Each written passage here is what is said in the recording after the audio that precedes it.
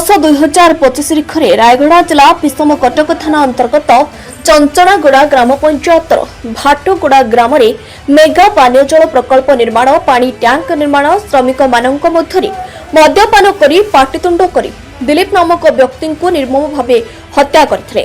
ଘଟଣାକୁ ଭିତ୍ତି କରି ବିଷମକଟକ ଥାନା ଅଧିକାରୀ ଶ୍ରୀ ପାଢ଼ୀ ତଦନ୍ତ କରି ଆସାମୀ ସୁନୀଲ ଲହରକୁ ଗିରଫ କରି କୋର୍ଟ ଚାଲାଣ କରିଥିଲେ ଓ ସମସ୍ତ ନଥିପତ୍ର କୋର୍ଟରେ ଦାଖଲ କରିଥିଲେ।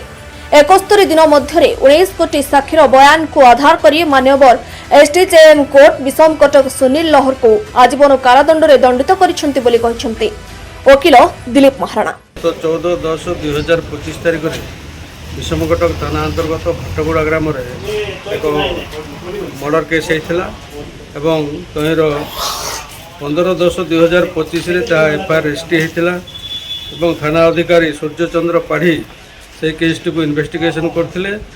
से इन्वेस्टिगेशन पर कोर्ट कागज दाखल है साक्ष्य प्रमाण ग्रहण कले मान्यवर अदालत एडीजे कोर्ट 19 कोटी साक्ष्य प्रमाण को नहीं आज मान्यवर अदालत जे एक्यूज अच्छा कुनील लोहरा को आजीवन कारादंड शुणाई।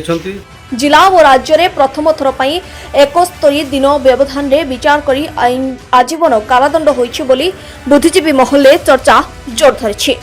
से जो केसटी गत अक्टोबर मासरे घटना घटीथिला जहाँ एफआईआर एलिगेशन जना पड़ुछि तापरे से जन गरीब लोक होइथिबारु सरकारक तरफरु मते स्टेट डिफेन्स काउंसिल भाबे नियुक्ति दे जाइथिला से केस को मु कंडक्ट करथुली।